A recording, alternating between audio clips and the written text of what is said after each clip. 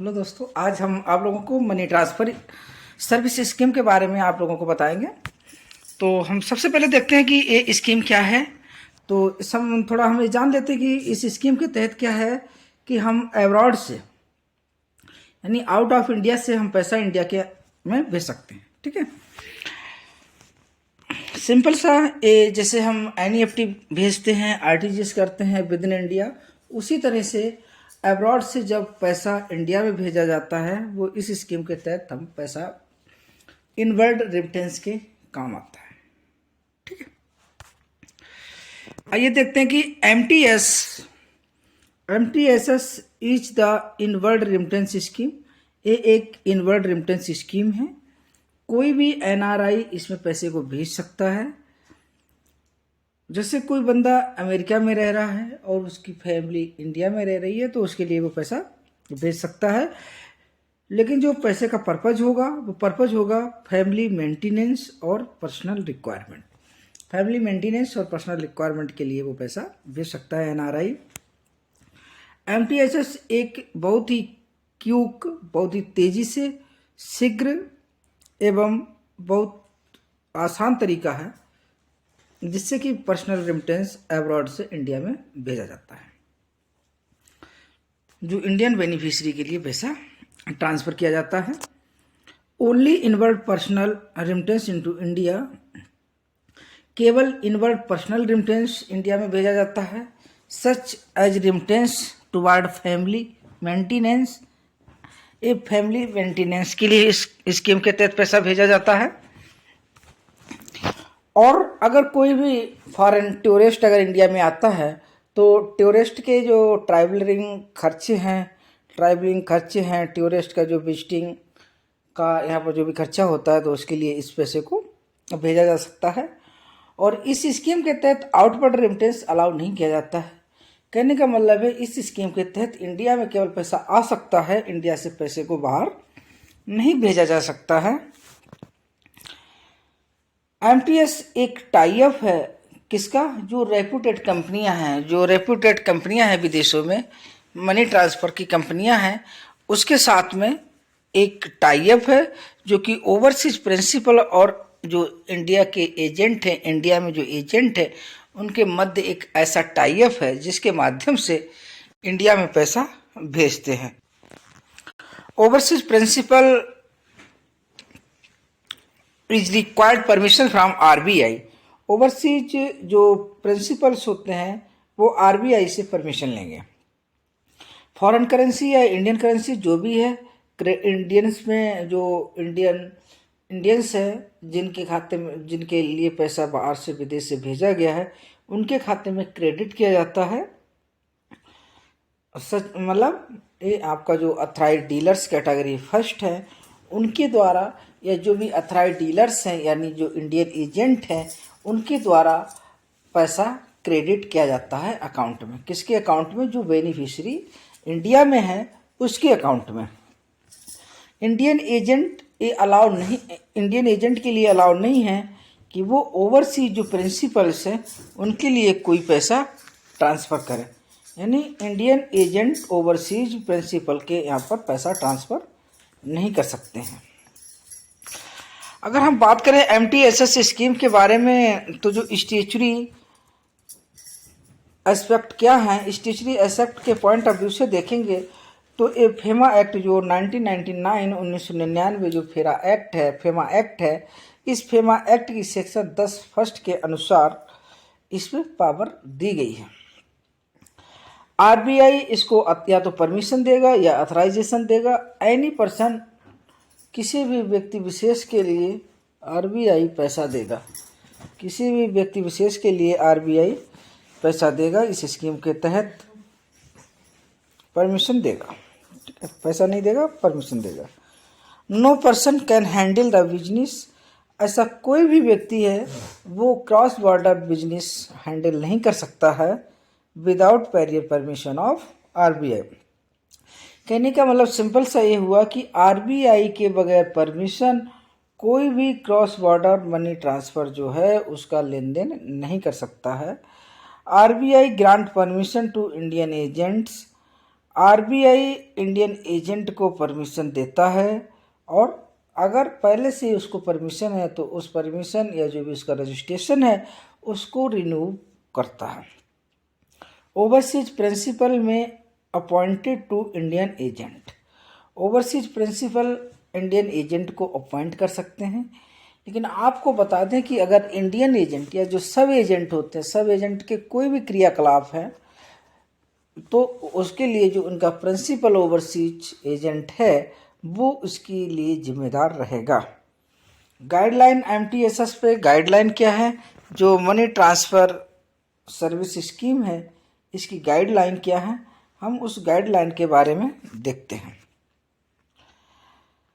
इसमें कि कोई भी फर्म को, किसी भी फाइनेंशियल इंस्टीट्यूशन को, बैंक्स को इस स्कीम के तहत रजिस्ट्रेशन कराया जा सकता है या किसको एफडीएसएस स्कीम के तहत फंड भेजने के लिए मतलब परमिशन दी जा सकती है, वो आपकी ऑथराइज्ड कैटेगरी फर्स्ट बैंक्स हो गए या ऑथराइज्ड डीलर सेकंड हो गए, यानी AD category first, AD category second, AD category third या फिर फुल फ्लैज मनी चेंजर्स जो हैं, जैसा कि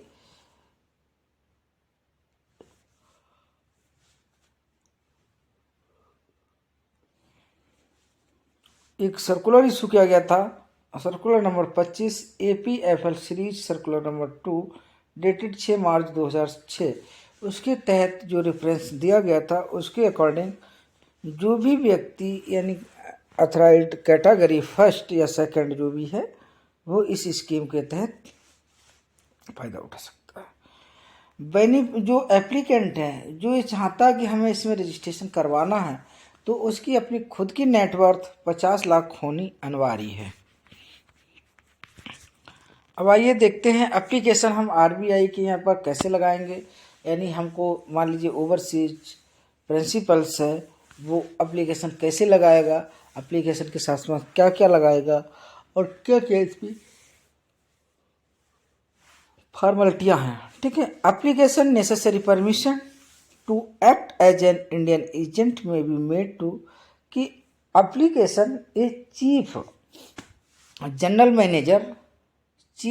manager incharge forex market division RBI, मतलब जो फॉरेक्स एक्सचेंज डिपार्टमेंट आरबीआई का है वहाँ का जो सीजीएम इंचार्ज है वो सीजीएम इंचार्ज इसको कर सकता है।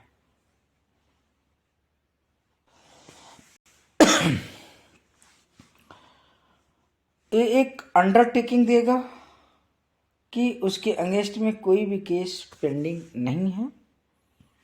नेम एंड एड्रेस देगा, ओवरसीज जो प्रिंसिपल है वो नेम और एड्रेस के बारे में बताएगा कि whom the MTS will be conducted, कि MTS कंडक्ट कौन कराएगा और किस जगह कराएगा।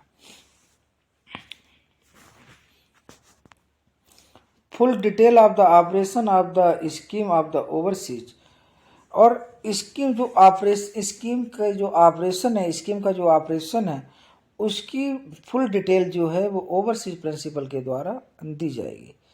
List of branches in India and their address where MTS will be conducted by Indian agent, और इंडियन एजेंट के द्वारा इंडिया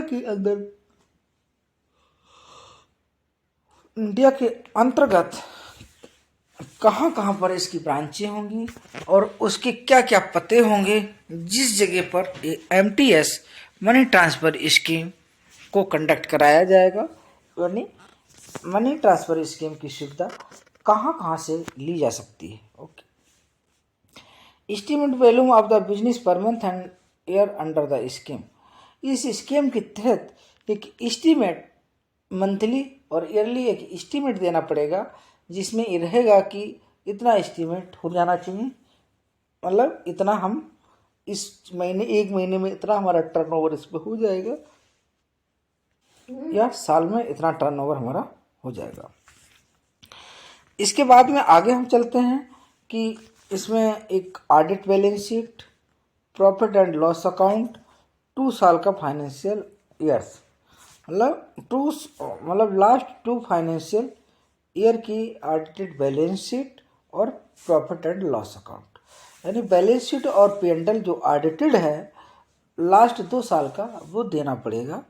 यदि अवेलेबल नहीं है तो एक कॉपी लेटेस्ट ऑडिट अकाउंट की, लेटेस्ट जो ऑडिट अकाउंट है उसकी एक कॉपी देनी पड़ेगी और विद सर्टिफिकेट, और एक सर्टिफिकेट लगेगा स्टैट्यूटरी ऑडिटर्स का regarding the position of net owned funds as on date of the application, कि जिस डेट को ये एप्लीकेशन दिया गया है MTSS स्कीम में रजिस्ट्रेशन लेने के लिए या परमिशन लेने के लिए, उस डेट को नेट आउंड फंड कितना है ऐसा एक स्टैट्यूटरी ऑडिटर की तरफ से एक सर्टिफिकेट दिया जाएगा। साथ ही मेमोरेंडा और आर्टिकल ऑफ एसोसिएशन भी सबमिट करना पड़ेगा।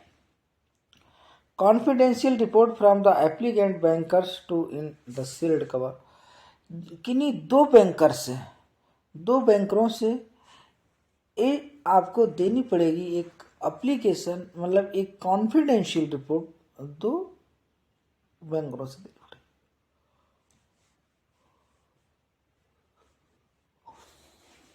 पड़ेगी। Detail of sister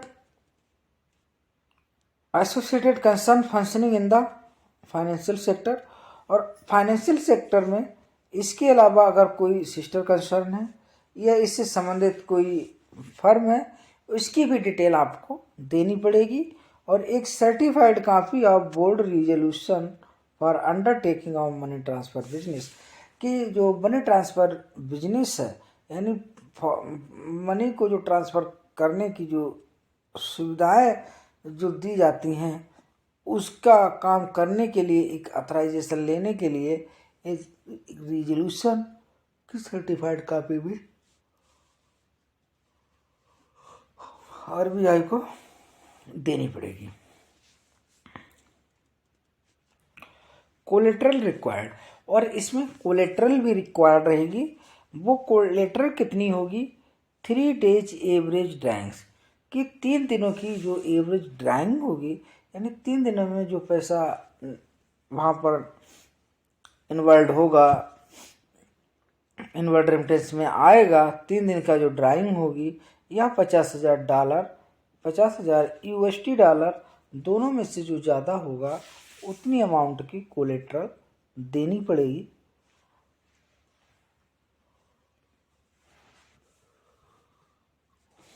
may be kept the overseas principal with the designated bank in India. Okay, minimum आगे आइए। मिनिमम अमाउंट ऑफ $50,000, कम से कम $50,000 जो $, है, इनको foreign currency deposit while the balance amount में भी kept in the form of bank, और $50,000 तक की बैंक गारंटी के रूप में कोलेट्रल ली जाएगी।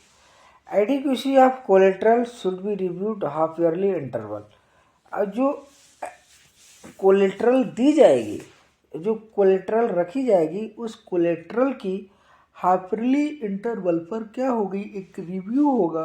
Half yearly